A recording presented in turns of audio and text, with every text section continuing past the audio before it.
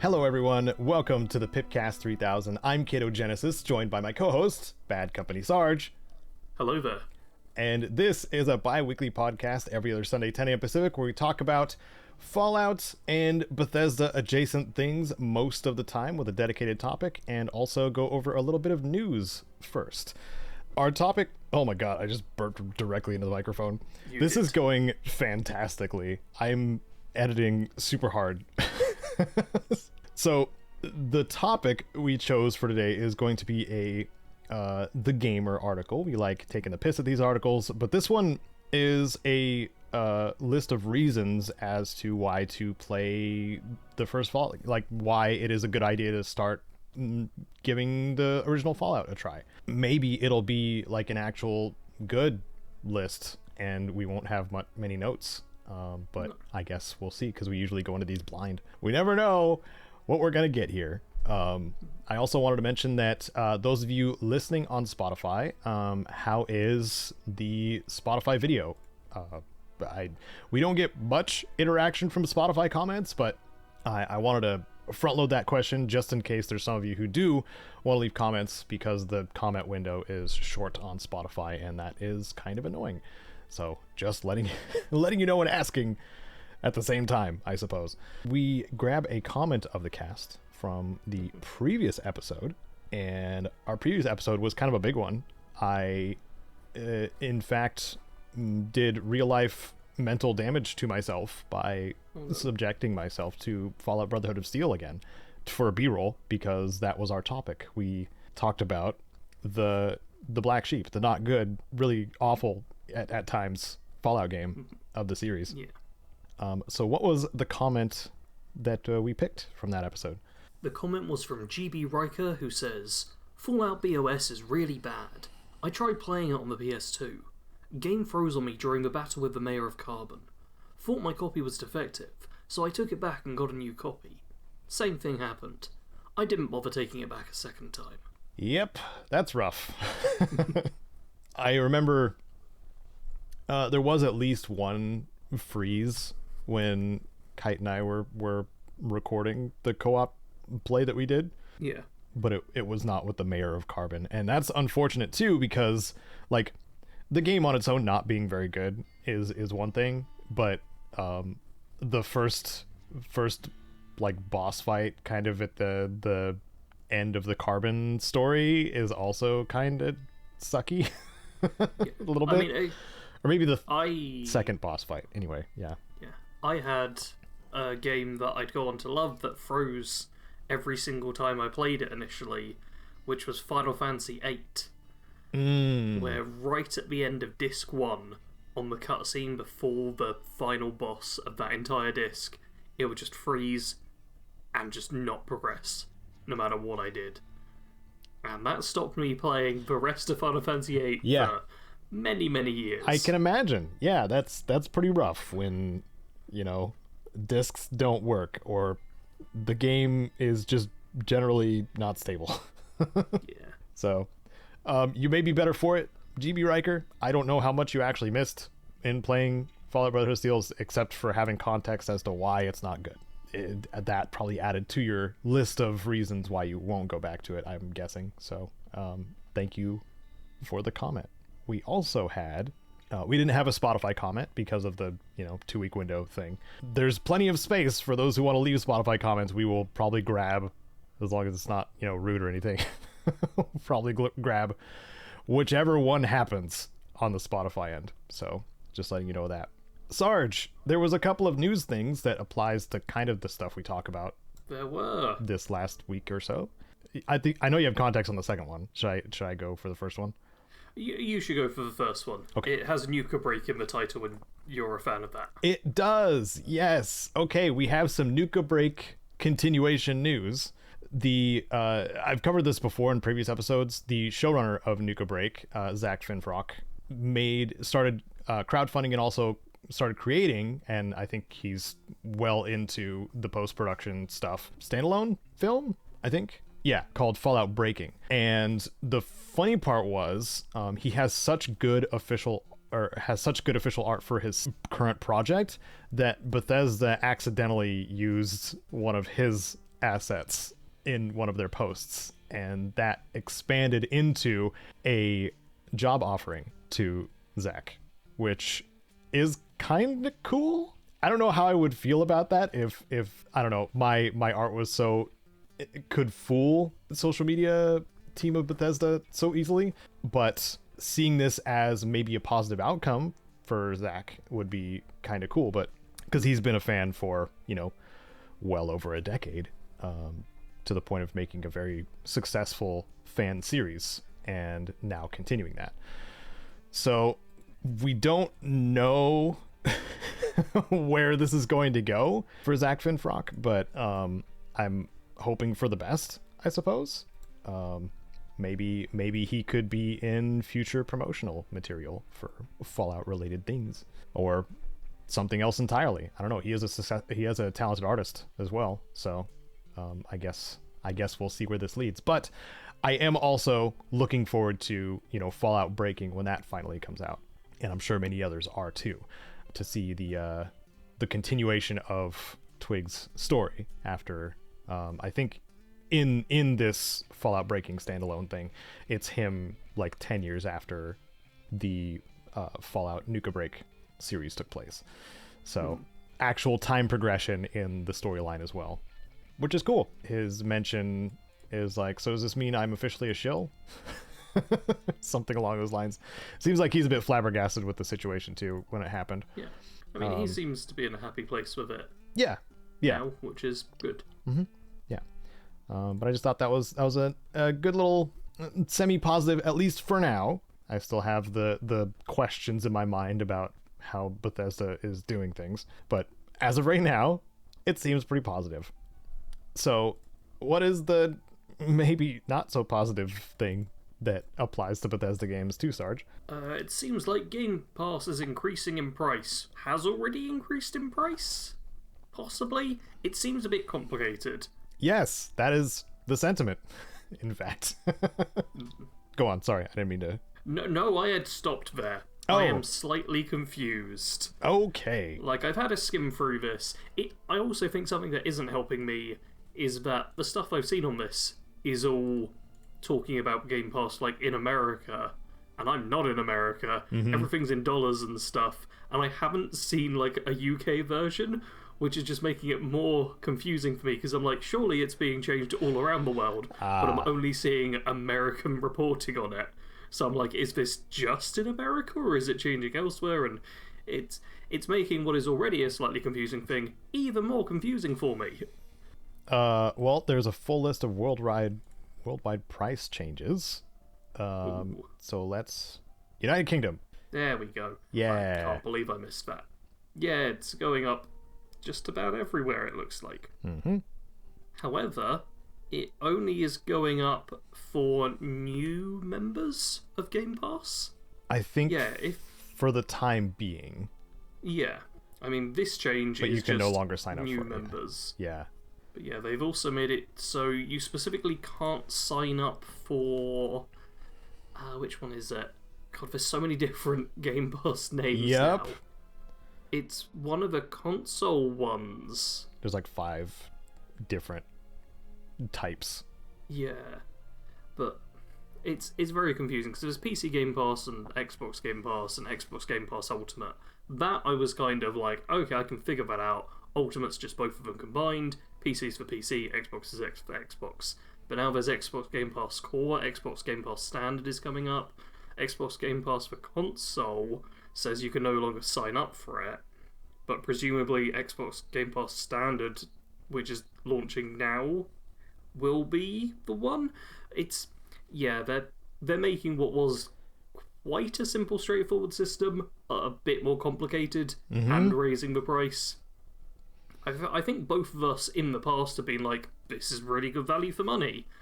But now it's not. Those days look like it's ending. It could be good value for money for some players, but it's much more of like you're going to have to take a proper look at it, think through how you play games, how many new games you get, and then make a decision. Because the important someone... the important part is the how they're changing day one releases on Game Pass as well.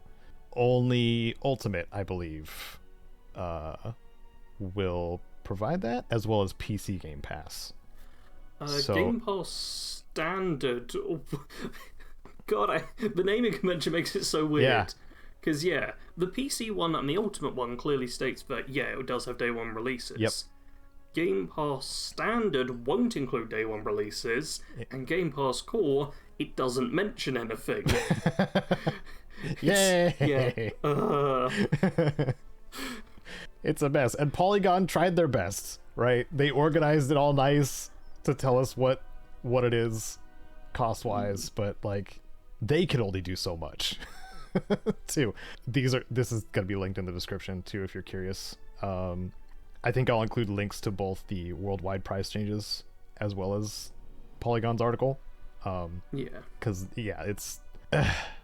congratulations, Microsoft. You made it more confusing for everyone. Yeah. And you're probably going to get more money out of it because of it. And I hate it.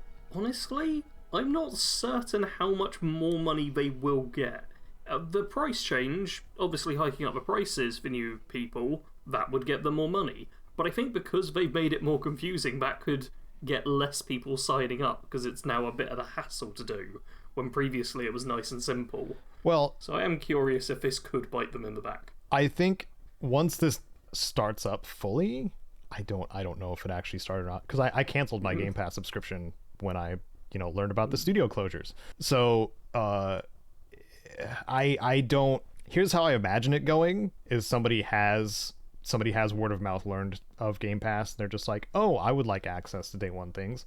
And then they get standard without reading the whole thing, because they're under the assumption that it's still the way it was. But then once the game they're looking forward to comes out, they don't see it in the library and just get the back catalog. They'll just be like, well, what the hell? I paid for Game Pass to get this thing. But because it's about a $2 increase, it's still like the microtransaction level of like, oh, it's just $2 extra, whatever. I'll put that down just to get access to the day one library. That's how I imagine it's going to go, because people will pay more than a couple of dollars for convenience. Like I'm not excluded in that at all. So I don't know. That's how I imagine it going anyway. Please don't quote me. This is my headcanon of how it's going to go. But obviously this makes me feel icky, like most recent decisions of Xbox, because there is a sequence of events that has happened over the last couple of months that is just all cost cutting or revenue increasing choices that they have made just over the first half of this year. And the primary one, the one that made me stop using Game Pass, was the cutting out studios that at least one of them did a great job on a game. Tango Gameworks made Hi-Fi Rush. Hi-Fi Rush is an amazing game. They got closed down this year, likely for cost-cutting measures that Xbox/Microsoft is doing, because of likely the big purchase they did with Activision Blizzard, blowing a bunch of money they didn't have and then realizing it, maybe something along those lines. But I don't think fans of games should be the one covering the costs in this case. Does that make sense? I don't know if that makes sense. I'm not entirely sure where you're going with this final bit. It shouldn't be our responsibility to fix what Microsoft is screwing up right now. I can understand that, yeah. That's kind of what I'm driving at here. It's like they closed down several studios, several Bethesda studios, or ZeniMax, I guess, and then decide to up the cost of certain things that we have access to as well. The quick sequential move that it doesn't feel good. Feels like a very money first mindset, maybe, perhaps. Yeah. Which I think at this point I've just got numb to everything getting more expensive and no longer being able to afford just surviving. So this is just another one. Yep. God, life sucks now, doesn't it? Yay, capitalism. If you have Game Pass and haven't even heard about this, like if you already have Game Pass Ultimate or whatever, the price may not change for you yet. I mean, it hasn't changed for you yet. We can say that for certain. That's why I'm saying it that way, Sarge. It hasn't changed for you yet, but they may drop the bomb on you like next year or something like that, like once a full fiscal year passes or something along those lines. Like I don't assume that they're going to keep it the way it is for existing members, because they want money too much. So I'd also say just take listening to this as a general reminder to check your subscription services, because I know a lot of them have gone up over the past few years or so. So make sure that you take a look at them. Anything where you feel like, I don't really use that much, if it's gone up in value, might be worth cancelling. Check your MMO subscriptions exist still. check your MMOs. Probably.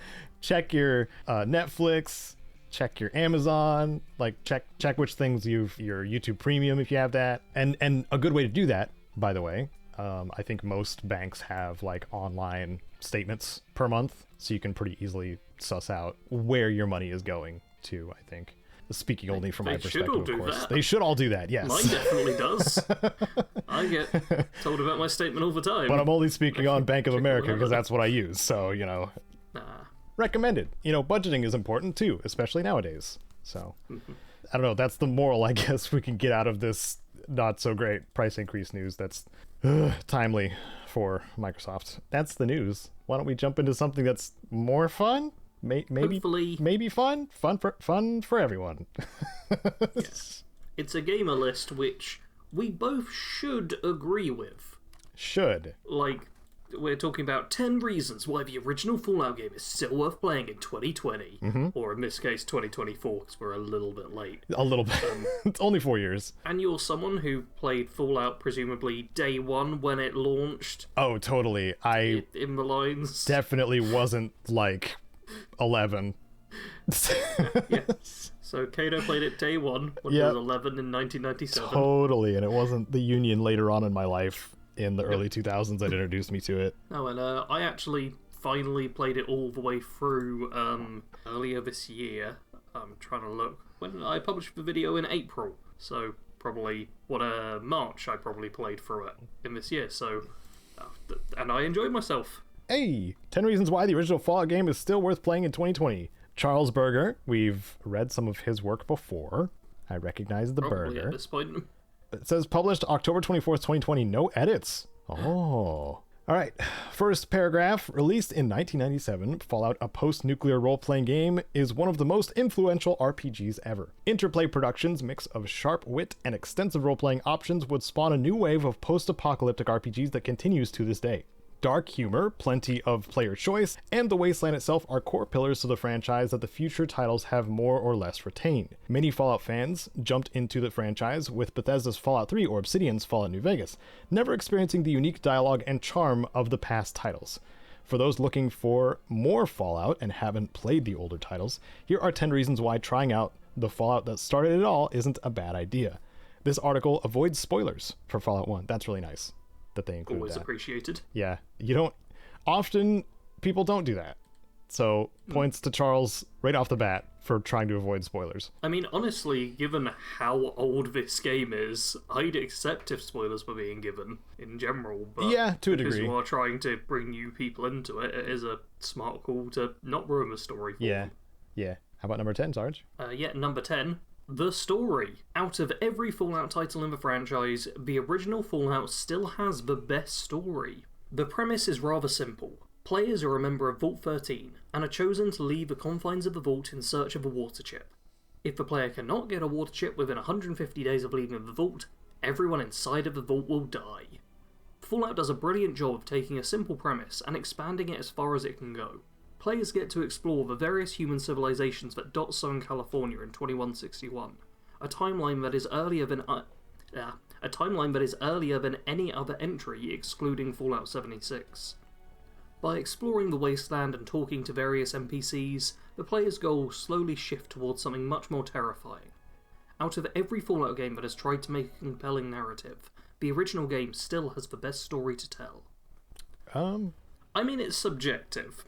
It's very We can subjective. say that for starters. They said the best as if it's objective. Yeah. Which, just so everybody knows, even if you say objectively before you say something, it's still probably your opinion. Yep. Which makes it subjective. I've made all the greatest videos that have ever graced the internet. Yeah. Objectively. Yeah. Objectively, I have the best guides on Fallout and Skyrim. There we go. See how arrogant that makes you sound? I am thinking through now, and like in terms of main story specifically, I might agree with that. I think a lot of the more modern Fallouts, basically from 3 onwards, their greatest strengths are in having interesting side stories to go along with it. And I feel like the original Fallout didn't have much in the way of interesting side stories. There are some in there, sure, but I feel like there was more of a focus on the main story and going through this main narrative with just the odd little detour. Mm-hmm. Whereas more modern Fallout, I feel, is almost flipped, with a lot of the side stories being what compels people, and the main narrative is just the guiding line through. I think, and you gotta remember too, like in the original Fallout, half of the story is kind of forced upon you because you have that timer. Yeah. Which, you know, a lot of games don't have that anymore because it is a turnoff for a lot of players. Oh, yes. Even though it is still only half the story of the original game. So when you retrieve the water chip, you have more to do, but you just don't have the timer anymore. So that's something I think worth mentioning as well, is it's spoon-fed to you forcefully. Unless you want to get a game over from taking too much time. I'm not sure how easy it is to get into that game over as well. Like, I feel like you really need to be wasting time to hit that point.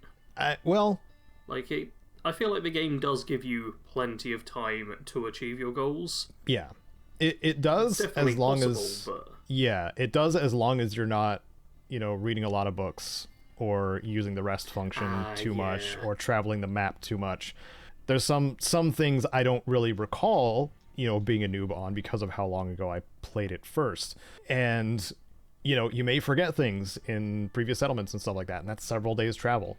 Like, you know, it's still possible to run out of time quickly. But I mean, the water merchants in the hub exist too, and it doesn't accelerate the super mutant attack, even though a lot of people will be like, no, don't do that. They're full of it. It's not, the super mutant attack doesn't happen unless you've modded it back into your game. So don't worry about that second timer, please. But my head goes to New Vegas as a more modern story that I appreciate a bit more, just because of how much most things on the outside of the main plot kind of tie back into it, if that makes sense. Yeah. Because there's other really good RPGs that do that as well. The Witcher, as an example. Like there you have like your little side things that you do, but it still kind of drives you into, okay, I'm helping the NCR. Oh, they start talking about the dam and then the war with Caesar, and then boom, we're back to, you know, where it kind of started, with, like, I don't know, the story they want to feed us without feeling like it's railroaded, I suppose. Because it's multiple side stories that are happening within that struggle, I suppose. Yeah, I feel like it blurs the line a bit between where the main narrative is and where the side narratives are, which makes it harder to judge. Like, the initial main story of New Vegas, easy. You get shot, you wander around to track down Benny, get the platinum chip. That's all very straightforward. As soon as it starts getting into the faction bit and you're like, okay, is the president coming and being assassinated? Are we including that in the main story? Or is that a side thing because it's technically optional depending on who you go with? And that's where it gets complicated. Is that an optional thing? Yeah. Or is just the outcome optional? Is Yes Man the one that lets you skip it? I feel like there's a way to skip the mission. Is one of them you'll know it when it happens? Yes. It's you'll know it when it happens, wildcard finishing touches, the house always wins 6, and Arizona Killer. That's the thing as well, it's also 4 different quests. Right. Which is why the whole main quest thing gets a bit everyone confusing. you ally with has a version of this. Yeah. I've been a bit spoiled recently by another wiki. So I'm reading through this one being like, I wish there was a bit more detail. Mm-hmm. Because I can't quite tell from how this is said how much can be avoided or not. Should I grab my strategy guide? We don't need to boot up the game. No, I not boot up the game. I have my strategy guide behind me. Oh, okay. That might have some... It might be a better depiction. One sec. Progress through the main quests for the Republic Part 2, or The House Always Wins, or Wildcard Finishing Touches. And it doesn't show anywhere that it is an optional quest. I think what I'm thinking of is with The House Always Wins 6, there's a point here about having, like, neutral or lower reputation with the NCR, and the quest fails. Just, like, automatically. I think I'd actually have to jump into the game and test out, like, every single option. Yeah. To get a proper idea. Well, it's basically Yes Man is the catch-all for that. Like, he's the Minuteman option, basically. Like, if everything goes wrong with every other faction, then the Yes Man still prompts you with the quest. But I also know that, like, the boomers, as well as the cons and the Brotherhood, like, those are all optional, I think. Yeah.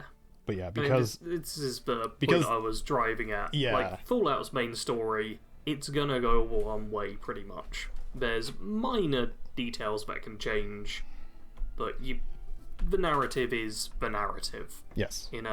In New Vegas, the narrative is 100 different narratives depending on your choices. Yeah, which is good for gameplay and stuff. You say depending on your choices, but there are 3 main quests that lead you to the same place with President Kimball.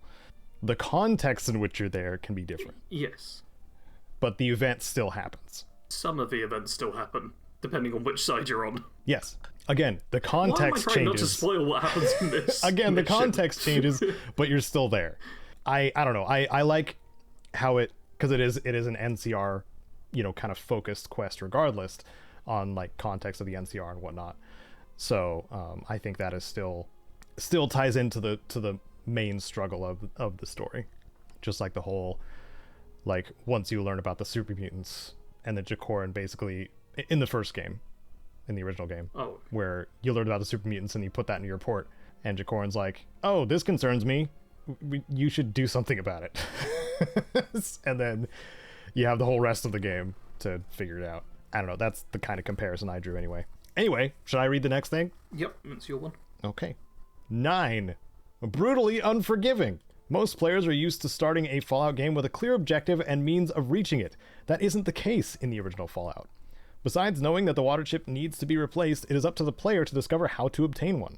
Players need to be extremely careful about who they talk to, what information to provide, and even what clothes they wear. Giving just enough information about the vault can cause NPCs to distrust a player or end a playthrough entirely. Fallout does not hold the player's hand in any way, which is surprisingly refreshing when compared to the more recent entries that guide the player to their next objective. For those that don't like how punishing it is, the Fallout Wiki is an invaluable resource for guiding players through quests. I'm going to need your knowledge on this one. Brutally unforgiving in the sense that a stray crit can kill you, even from Ian. Brutally unforgiving in the sense that there's no autosaves and you have to retrain your brain to hit F4 constantly.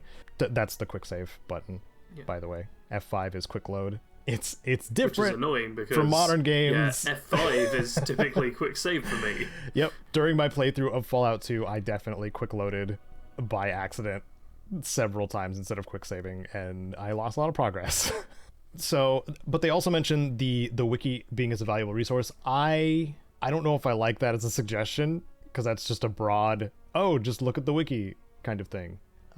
Where I more likely suggest, a playthrough of somebody you enjoyed watching, or just, me plugging my guides. I have a character creation guide and tips and tricks to make your experience a lot easier.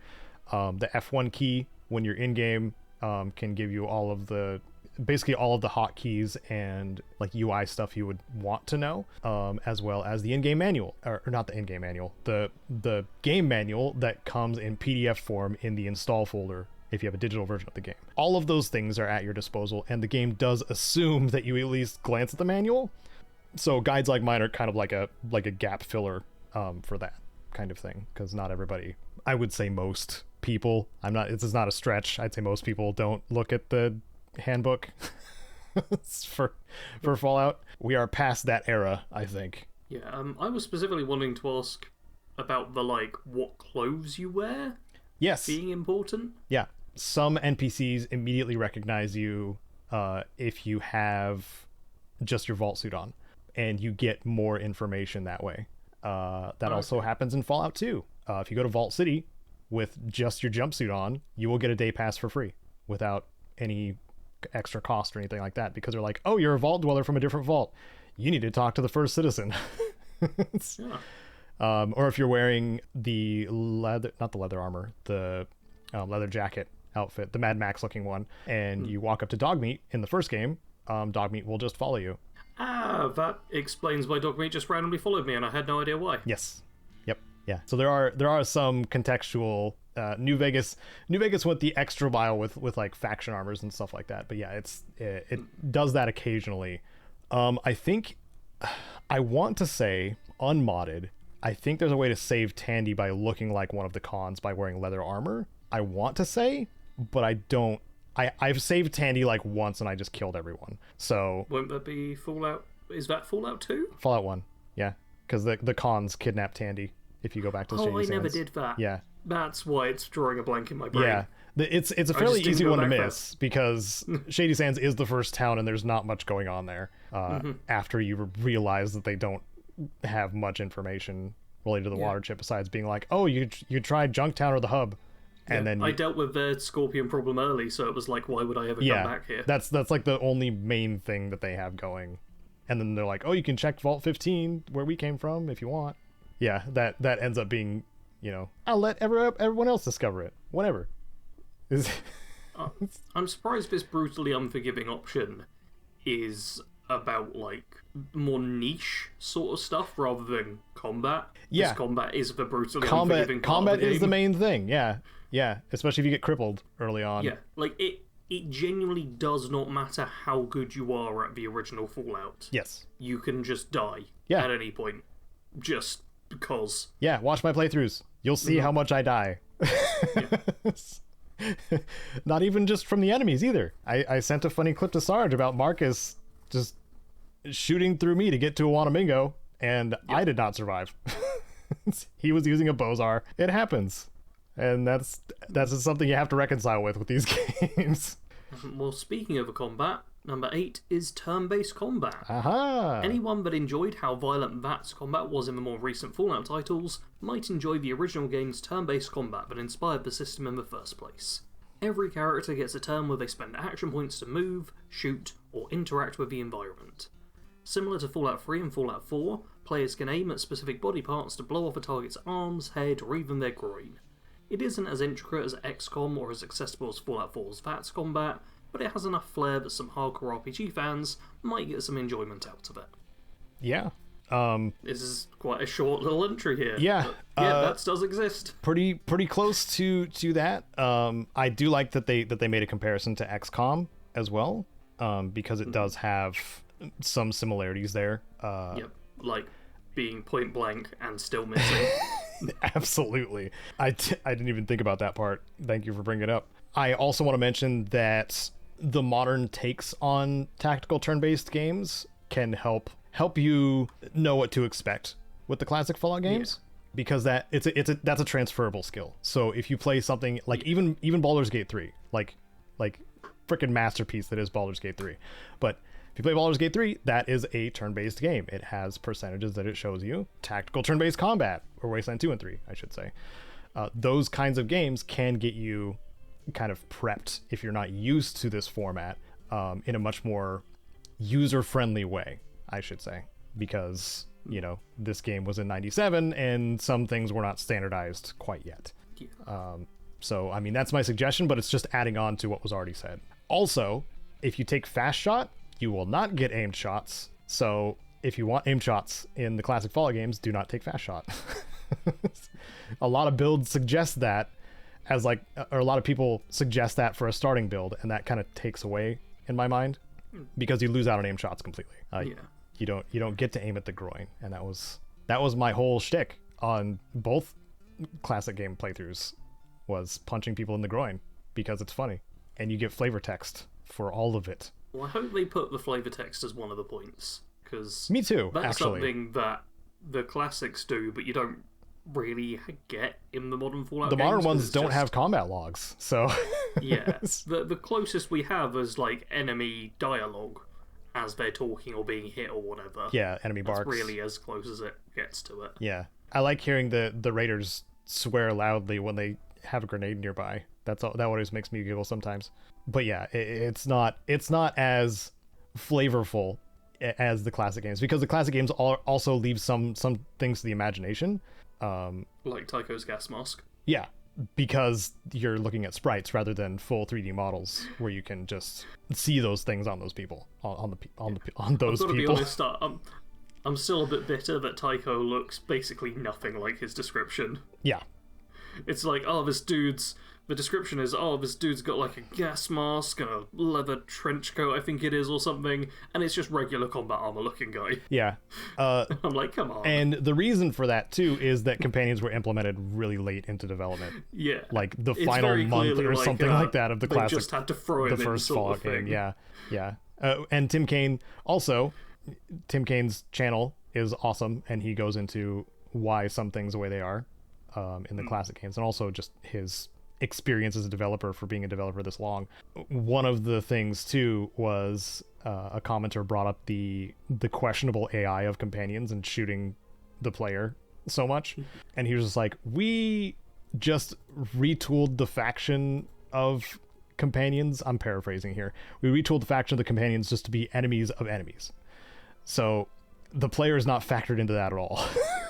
So in Ian's case, for example, he does not see the player. He's got player blindness when it comes to shooting. So if you're in between Ian and his target, you can die.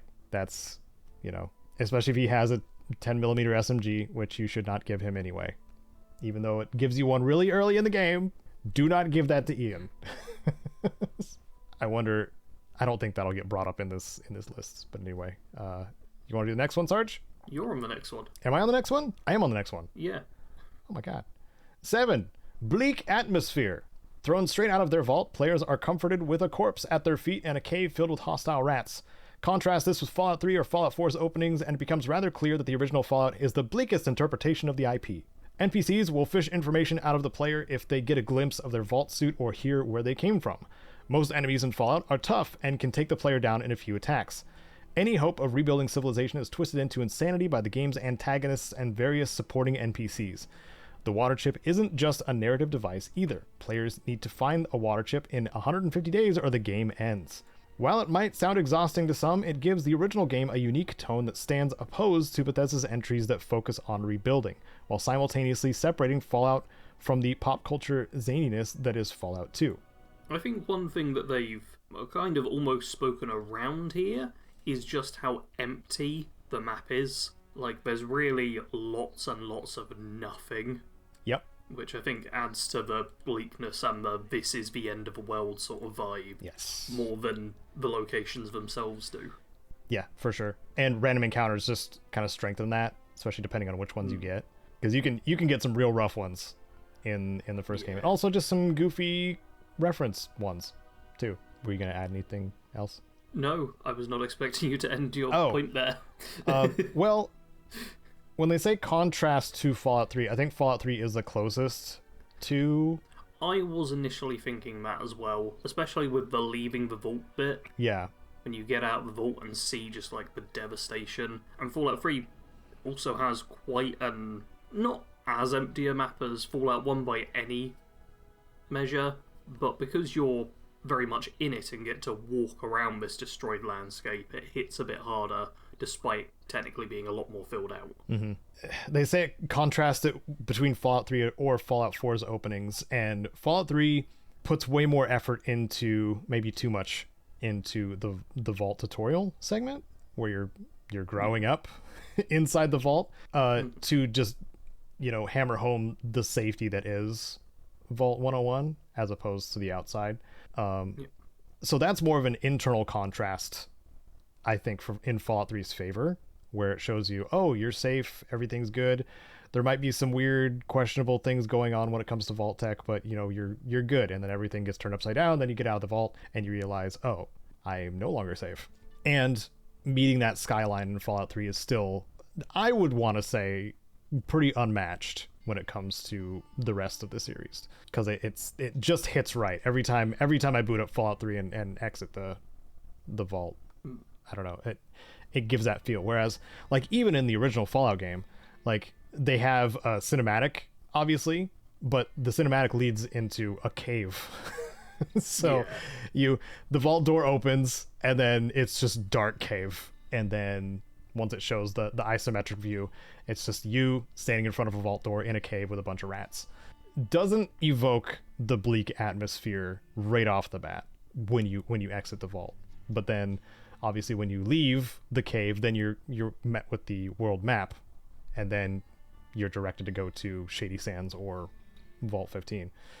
So as the first Fallout game goes on, you get more of the bleak atmosphere because you get more context.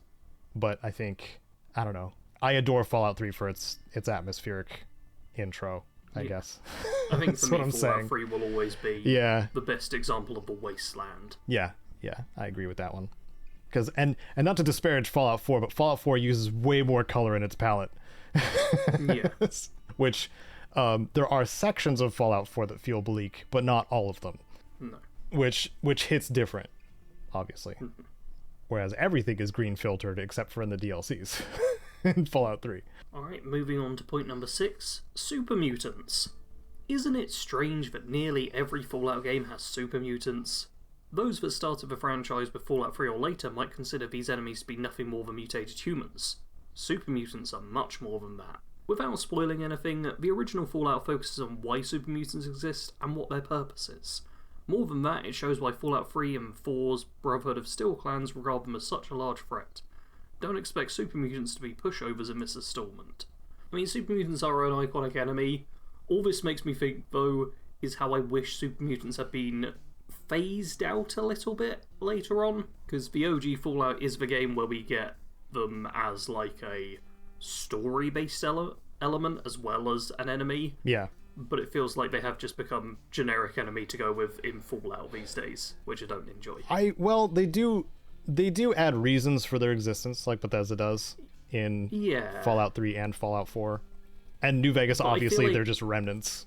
Yeah.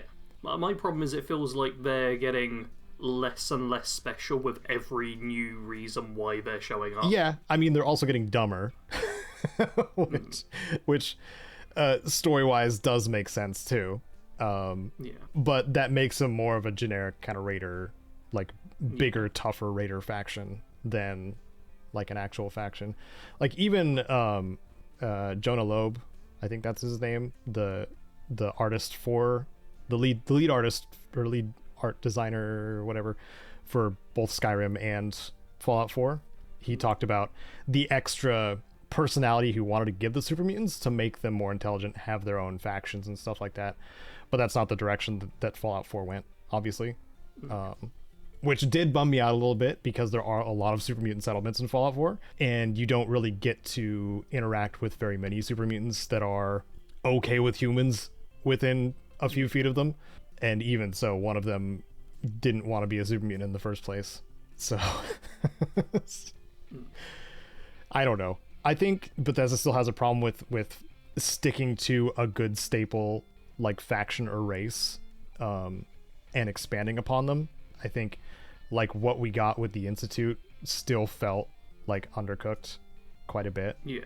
Which sucks because the build up from Fallout 3 to Fallout 4 was pretty exciting at the time. It's like, oh, androids. Oh, this is interesting. Yeah. And then we learn about synths a bit more, whereas like even the railroad, yeah, they sound cool and altruistic and stuff like that, but feels like there's some stuff missing. I don't know. Yeah. I don't know how to describe the feeling. You're just reminding me that I need to start working on my rewriting the Institute video at some point. Yeah, man. So that's been on the back burner for a long time now. I'm happy to add to it if you want. I'm happy to help if you need it. Burger's point. Yes, getting the real story with the super mutants and even learning more about them from Fallout 1 and 2 to New Vegas is a much, in my mind, a much cooler arc to the super mutant threat because it's much closer to their origin point, I suppose. So what I'm saying is number 6 is pretty much correct in my mind. What about number 5? Number 5, oh god, okay. Mods address some of Fallout's issues. Accessibility is the main reason many Fallout fans have decided to skip the first few entries of the franchise. It's perfectly understandable. The original Fallout suffers from this the most, with a clunky UI, bugs that can ruin playthroughs, and dated visuals. Thankfully, most of these issues can be fixed with mods. The modding scene for the original Fallout is rather small, yet has some essential mods that players should look for. To make it playable on modern-day machines, Fallout Fixed by Stubiak is a must for patching the game and making it run at modern resolutions, fixing visual issues and allowing players to revert the censorship changes that were applied to the Steam version of the game. I want to say that the patches that digital versions come with pretty much cover what you need. Yeah. You don't need to mod the original Fallout games if you have gotten them on Steam or GOG or, well, Bethesda launcher doesn't exist anymore. I just uninstalled that earlier today. I'm like, oh yeah, that was a thing. But yeah, this recommendation, that's not a reason to play. It's playable. That's what it should say. It's still playable today because it's gotten the support that it needs. Yeah, I think they're hitting on a point of like the accessibility, and people can be a bit concerned about that. Yeah, because there's a lot of old games which are an absolute nightmare to get working. Yeah, that is not the case like, hey, for you these can't ones. Play this. Yeah. Now you might need to mess around with what resolution you go at. Yeah. For a bit, but it's about the. Yeah.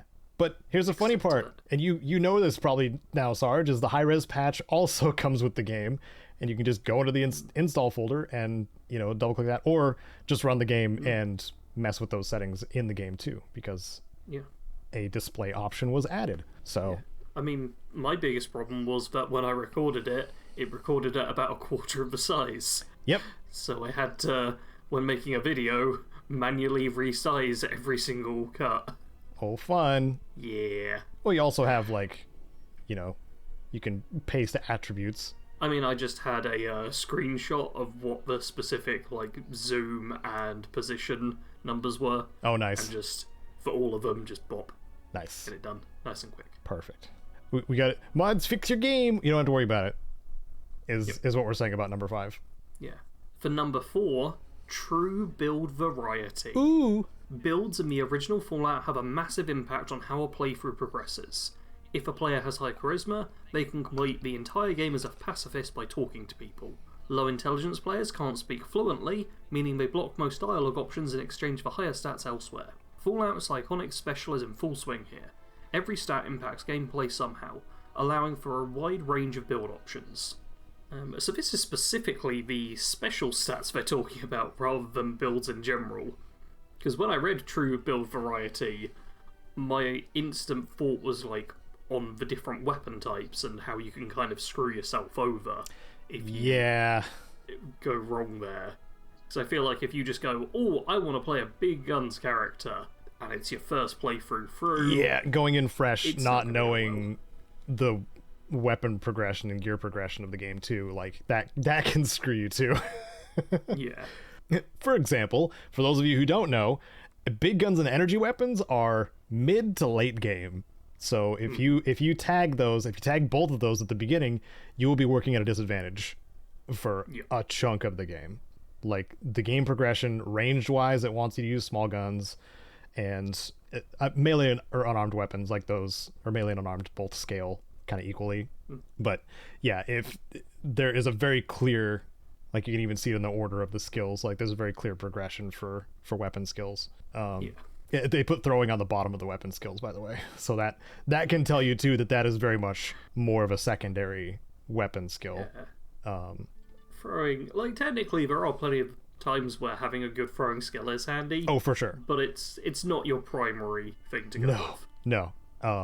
I went throwing in my playthrough, my maybe both of them actually, because I knew that at a certain point I would start getting plasma grenades, and those are so useful when you're grouping up super mutants. I think I maybe threw like 2 grenades my entire playthrough, and that was about it. Yeah. So definitely not always needed. And but the final boss of Fallout 1 is weak to EMP grenades, BT dubs. So it'll take like 4, and then you win. It's just to mention. In terms of special stats, though, they mention like the 2 kind of best things. Charisma can be useful in this game, and the low intelligence, which is everyone's favourite thing, it seems, about the original Fallout. Yep. Even though on first playthrough it's not recommended. No. It's fun for the lulz, for the immersion, maybe? I don't know. But do it for the vibe? Do it. Is that what we're... I'm not sure where you're going, but yeah, that's where my brain went. Yeah, low intelligence locks you out of a lot of stuff in the game. Like you will stupidly stumble through all of the main quests, like Jacorin. Like even having the talking heads talk down to you because they know you're stupid is really funny. But you do get locked out of a lot of the quests, and also you can't have an intelligent conversation because you're dumb. So some important bits of information can be lost as well that way. What they should have mentioned, and this is just in addition to the point, is agility is clutch in the classic games, because that is directly tied to your AP amount, and the AP economy is everything in combat. Even if you're running a pacifist, you still got to get away from people if you get an encounter or reload your game. And I mean, it saves you time if you just have the means of running away. So AP good, but that's all I would have added, I think, via Elevator Simulator. They posted the source of that screenshot, which is nice. Oh, okay. I was completely lost with what you were talking about, but yes, the image is from Elevator Simulator, which I assume is a YouTube channel. It is 154 subscribers. Ooh. Thumbs up. Nice for them to point out a newer Fallout channel. I say newer, maybe smaller. Yeah. But oh no, this was a 9 years ago video. I don't know if they're still doing things. Hold on. Their most recent video is 3 years ago. Yeah, I think they gave up. Bummer. They were playing a lot of classic PC games. Shout out to Elevator Simulator, wherever you are. Okay, let's go to number 3. Is that me? Yep. Sorry, I keep losing order. Character dialogue. Dialogue between NPCs and players in Fallout is some of the best the franchise has seen. Players get a wide range of options for applying to NPCs that reflect any type of character. NPCs also had a ton of care put into their lines, convincing the game's main antagonist that their ideals are ill-placed will forever be considered one of the franchise's best moments. Okay. This is pretty short and sweet. Yes, the dialogue is very well written in the classic games, and also some of it is silly because you know that's Fallout. The original Fallout is where Harold makes his first appearance, which is why I love him so much as an NPC, because he has survived up until basically the end of Fallout 3. But I do want to mention too that if you have social related traits or perks, those don't really help. Like you don't see the roles in real time like you would in, say, New Vegas or 76. Basically what you get is what you get when you see the dialogue options, and it doesn't tell you what stat allowed you to get that, if that makes sense. Yeah. So other playthroughs, like if you run like an innately high speech skill, those extra dialogues will just show up without telling you what the odds of success are or whatever. So you get to guess, basically. That's something that the modern Fallouts did better in showing you what your skills can do in social situations. Yeah. Skills and attributes, I guess. But the dialogue, like talking down certain characters to certain enemies and stuff like that, great addition. Like this was the kind of the pioneer in that in a lot of ways, and that's just been continued with especially other things that Obsidian have done too, like the Outer Worlds has that as well, where you can you can social your way through pretty much everything, which is cool. Yeah, it's always nice to have it at least as an option. Yeah, and also learning more about the world and the characters. Like, you can ask for more context. There is the tell me about button that got removed in Fallout 2 because nobody knew how to use it. Yeah. I mean, it just let you type whatever you wanted in there. Yeah, this was the era around the same time that text-based adventure games were big as well, and this was something that was just like, I used Tim Kane's example on another podcast I saw him on, where he was just like, okay, when you're talking to Aradesh, you can ask him about Brahmin because they are a bunch of Brahmin herders, and then he'll tell you a bit more about them and that kind of stuff. But the majority of people, like, it's a lot of it is just extra information, not necessarily crucial. So instead, in Fallout 2, they just added the crucial stuff into existing dialogue, which made it much easier to digest. Yep. So if you do like delve into the tell me abouts, that's where I would recommend checking out the wiki or something like that if you want way more information than you probably even need in the classic games, I suppose. Just that is an option. Just not a very well implemented one, or one that aged out pretty quickly. But yeah, Harold, best boy. On to number 2. Number 2, highly replayable. Replayability is a core tenet of the older Fallout, but is best shown in this first installment. The player's special stats and dialogue decisions have a large impact on how the main story progresses. In fact, the main story of this game can be bypassed almost entirely if players know what they're doing. Knowledgeable players can beat this game in just under an hour if they play their cards right. Fallout's fluid quest progression and lack of handholding makes every playthrough different from the last. Are they just talking about speedrunning the game at the end there? Yeah, and also that feels like a bit of an exaggeration. Yeah.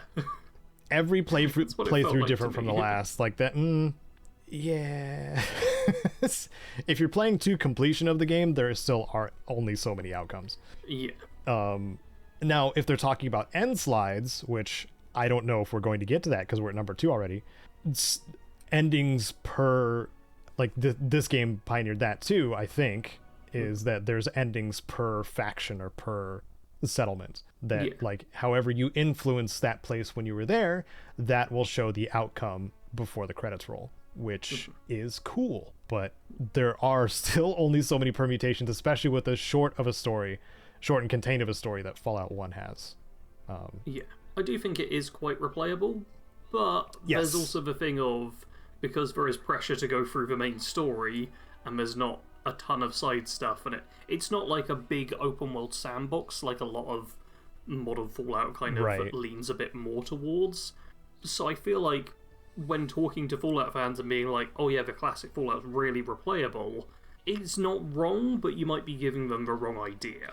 Yeah, and also, this is something I would say more about Fallout 2, because it is triple the size of Fallout 1. Yeah. You just have so much more to do, and so many more different interactions that can be approached different ways, and areas that actually take full advantage of your traits, like some of your traits that you get and some of the perks that you get. Like if you pick sex appeal during your character creation in Fallout 2, like, you go to a city of sin known as New Reno, and there are several ways in which you can use that trait to your advantage just in that location, because New Reno is like the biggest, I think it's the biggest map, or close to the biggest map in Fallout 2. There's a lot of big maps in there. But in the argument of replayability, like, I would argue Fallout 2 is far more replayable because of how much more there is there. But if you want short replayable, then, you know, the original Fallout's probably the better route. Once you know how to go through the motions, then, you know, trying to vary it up a bit. I don't know. Yeah, I feel like it's not been on this list, and we're about to get on to number 1, and it's not going to be that either.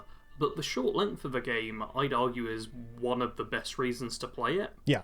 If you, like, just want to get through a Fallout game in a weekend, you'd almost think I made a video about RPGs completed in a weekend, including Fallout in it. Yes. Yeah, it's one that you can just be like, oh, I'll get this done this weekend sort of thing, and it's reasonable to do. Because, like, if you give yourself, like, 20 hours, I'd say you're going to get through the entire game. Oh, yeah, for sure. Like, even if you're taking your time, because it's, Yeah. again, Fallout 1 does a very good job of, like, guiding you to your next objective, as long as you're paying attention, anyway. Yeah. Because you go to Shady Sands. I'm not going to spill too many beans here. Go to Shady Sands, talk to Erdish. They're like, oh, help us with the rad scorpions. And you're like, oh, I'm looking for a water chip. And Erdish is like, well, you won't find it here, but check out Junktown. And then you go to Junktown, get to know them a little bit, and then they send you on to another location. Like, it does go, like, step by step where to go, as long as you're, talking to people and reading dialogue, that is. Also, yeah, that's an argument I can put against Fallout 2, is that there's so much more reading. Yeah. It doesn't hit other people as hard as me because I did a playthrough of it and played most of the game. Yeah. I want to say like 95% of the game I read out loud, which is tiring. Maybe 90% of the game. There is the Vault City Captain of the Guard thing that I wasn't able to do, but I did do like a lot of the other stuff. Most of the other stuff. Even post-game stuff, which Fallout 2 has over Fallout 1. Yeah. But there's not that much. Anyway, let's go to the final one. Number 1. It's me, isn't it? Yep. Okay. A unique take on the franchise. More than anything, the original Fallout is a great game for its time. As the first entry of the franchise, it's shocking how much has changed between each installment. The game's story, tone, camera perspective, and even some of the game's lore have been changed heavily. Even with all of those changes, the original Fallout set a certain tone and setting for the franchise that has been preserved in future titles, for the most part. As for fans that cannot get enough Fallout, the original game is such a raw yet refreshing take on the franchise Bethesda popularized that players owe themselves at least one session with this old masterpiece of an RPG. I couldn't say this better myself. Were you going to add anything? Or Nope. I really don't think there's anything to add to that. Just like, yeah, it's worth checking out. Yeah. That's a good wrap up for it, honestly. Yeah. This was, I risk myself by saying, was a good TheGamer list. How could you, Caedo? This might be the one in very few times where I agree with the majority of it. Yeah. There were some extra things I had to add in, like the need for agility is pretty important. If you want a functioning character, you'll see, like, if you look up any classic Fallout builds, you will see agility at 9 or 10 in most of them, because ain't nobody got time units for that. Aha, XCOM reference. Sorry. AP time units, they're the same thing basically. Yeah.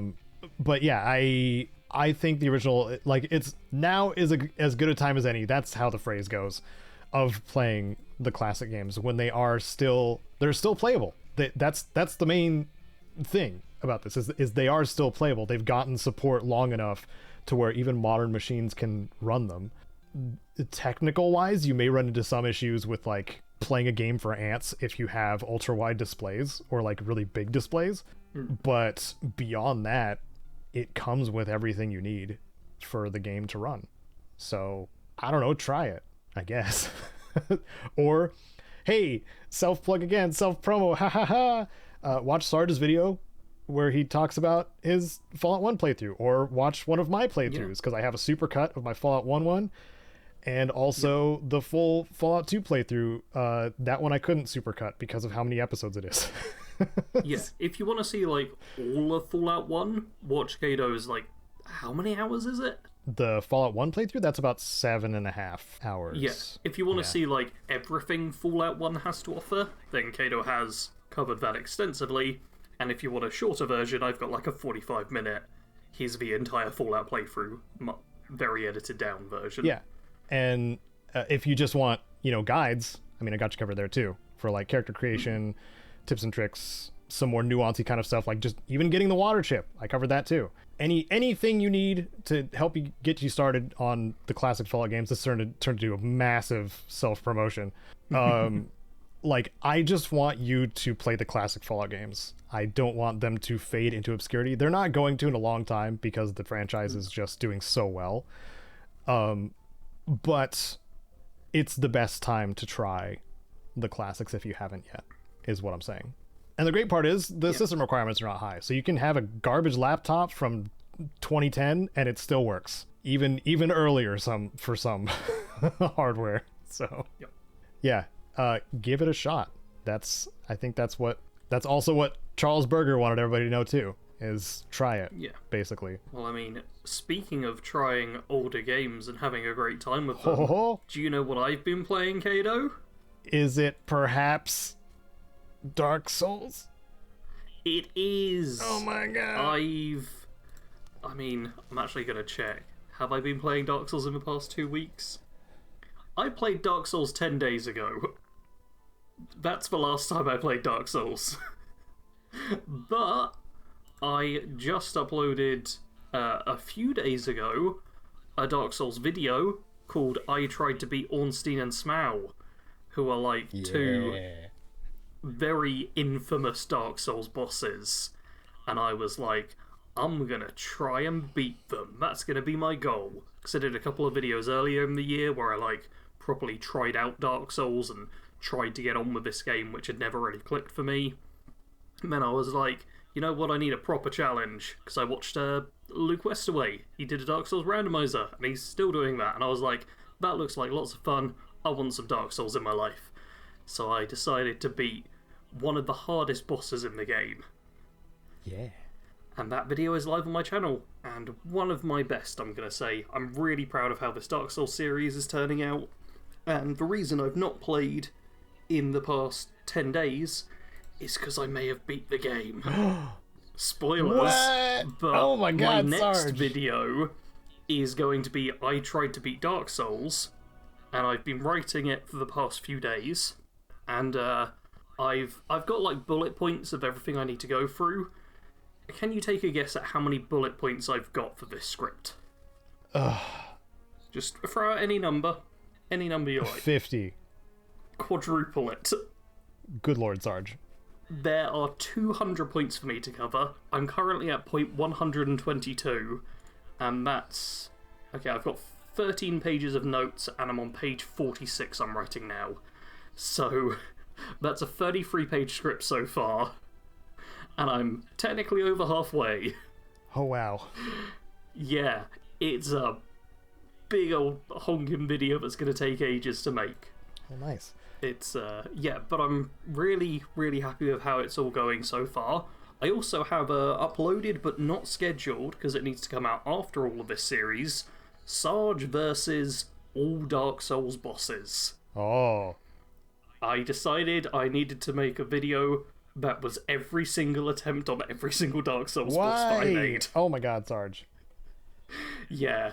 So that was the little project I did before starting on this one. Little project? Yeah. My goodness. I must admit, it's been weird spending this much time on Dark Souls, because it's all that my brain can think about at the moment, really. Understandable. Like, if you're a fan of Dark Souls, I've got so much to say. But this is a full-out podcast. Yep. So, I guess I should leave it at there.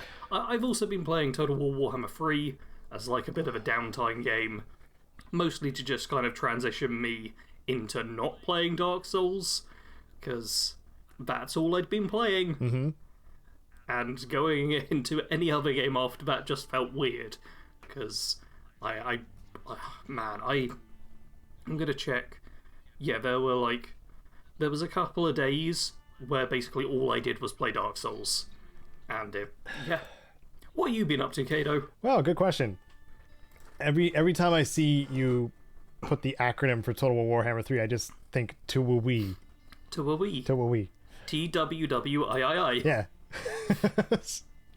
I just think it's cute. Also, side comment about you really just going in hard on Dark Souls.